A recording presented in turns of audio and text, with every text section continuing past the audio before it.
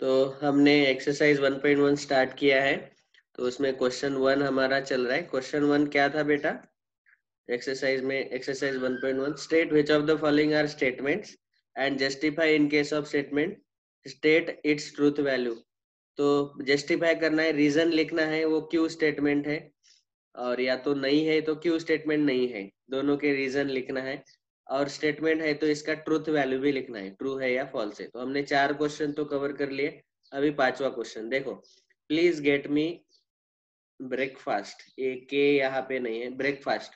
तो ये क्या है? रिक्वेस्ट है, इम्पेरेटिव सेंटेंस है, तो ये क्या रहेगा? Not a statement.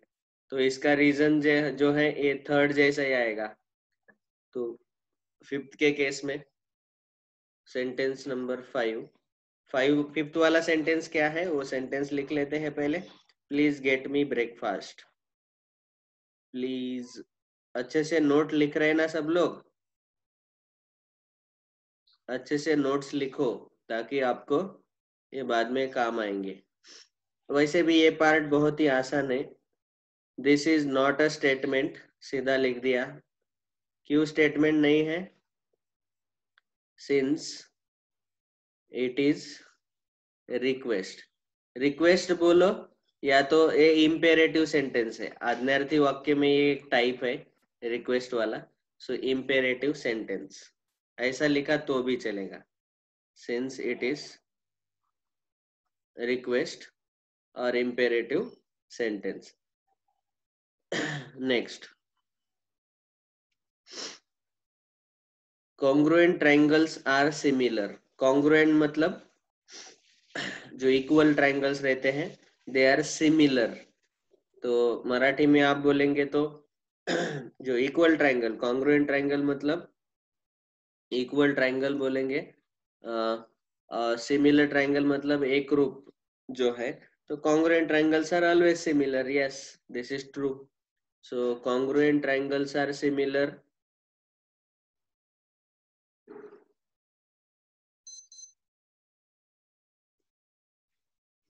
ये जो है लाइन, ये सेंटेंस डिक्लेरेटिव है और ये ट्रू है। सो हम लिखेंगे this is a statement, this is a statement since, reason लिखना है ना, जस्टिफाई करना है। Since it is declarative sentence, declarative sentence and its truth value, its truth value is t। क्योंकि ट्रू है ये। कॉन्ग्रुएंट ट्रायंगल हमेशा सिमिलर रहते हैं। कॉन्ग्रुएंट ट्रायंगल मतलब क्या? Equal triangle. सिमिलर ट्रायंगल आपको पता है इसमें रेशो सेम रहता है साइड्स का और एंगल्स का। साइड्स का रेशो सेम रहता है और एंगल्स इक्वल रहते हैं। और कॉन्ग्रुएंट ट्रायंगल में तीनों एंगल्स इक्वल रहते हैं और तीनों साइड्स इक्वल रहते हैं। Okay, next. तो congruent triangles are always similar, ये हमने लास्ट स्टैंडर्ड में देखा था, 10th स्टैंडर्ड में भी देखा था। Okay, 7th, x square is equal to x, ऐसा है।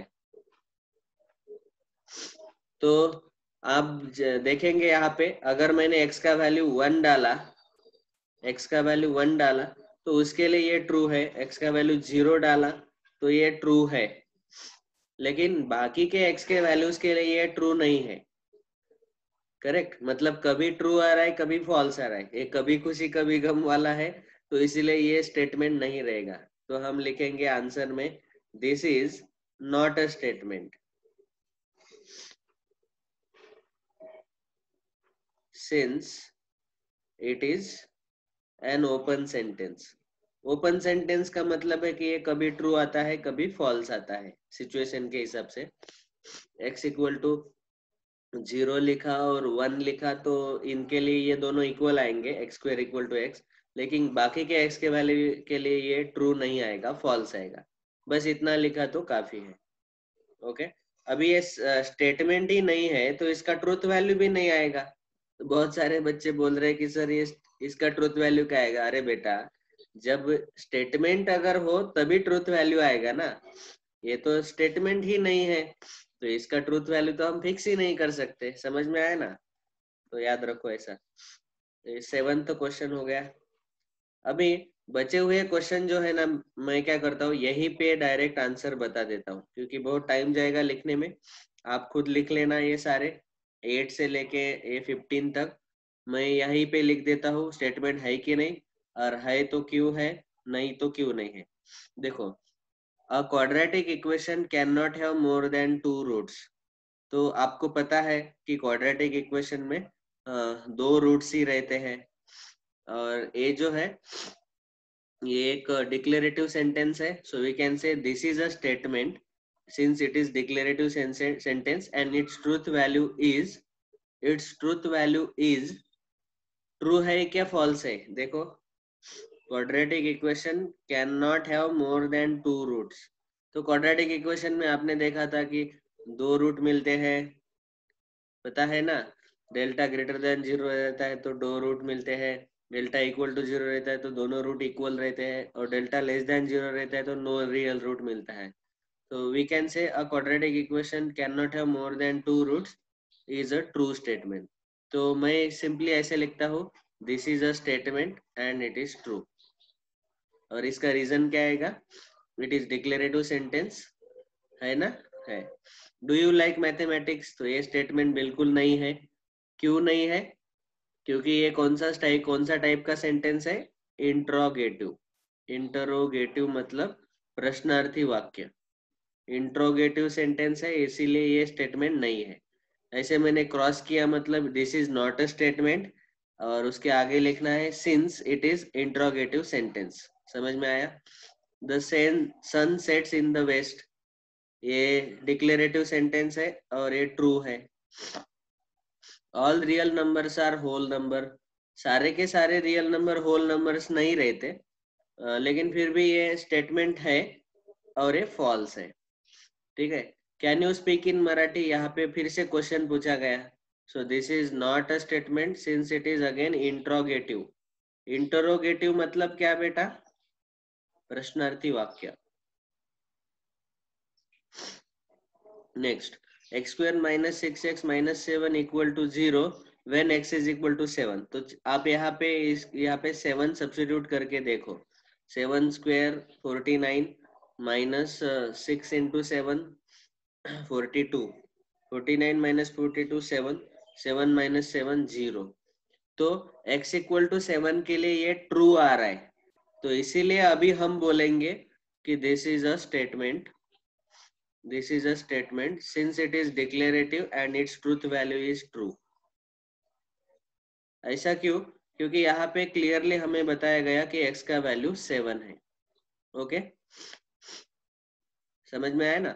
तो यहाँ रीजन क्या लिखेंगे, रीजन यही लिखना है जैसे हम यहाँ पे लिखते थे, ये वाला, this is a statement since it is declarative sentence and its truth value is true, यही रीजन आएगा।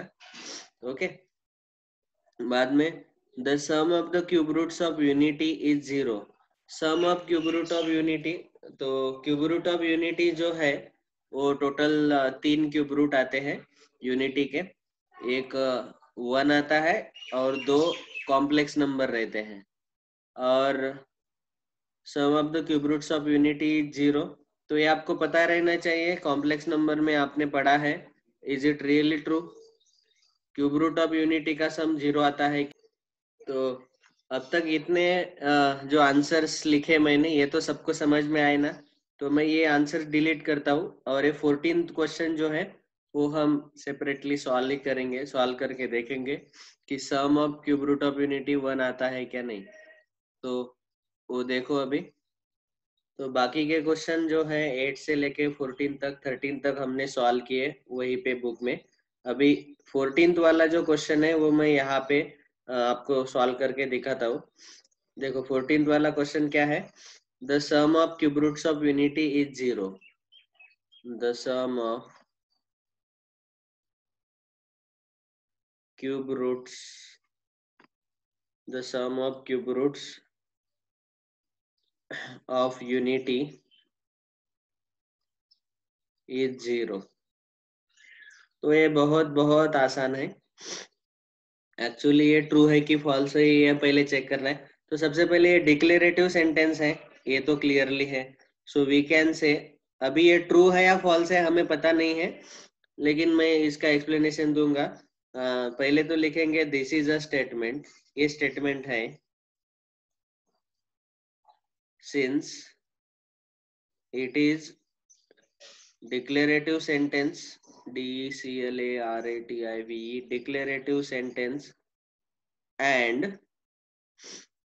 and its truth value, its truth value is its truth value is true। आप बोलेंगे क्यों?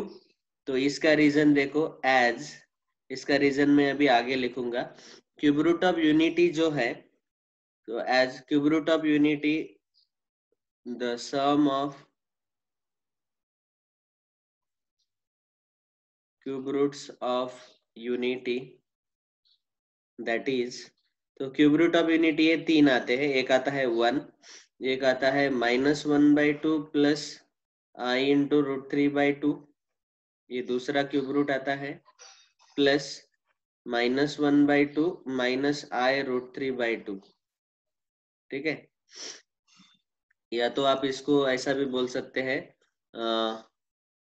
ब्रैकेट में मैं यहाँ पे लिख सकता हूँ 1 + ओमेगा स्क्वायर। इन तीनों का सम एक्चुअली 0 ही आता है। आप इसको कैलकुलेट करके देखो, यहाँ plus i√3/2 minus i√3/2 cancel होगा, और ये आएगा 1 plus minus half minus half, minus half और माइनस हाफ का आंसर आएगा -1, तो 1 - 1 0। बस यही है, sum of cube root of unity is equal to 0। ये 0 ही आया, समझ में आया अभी?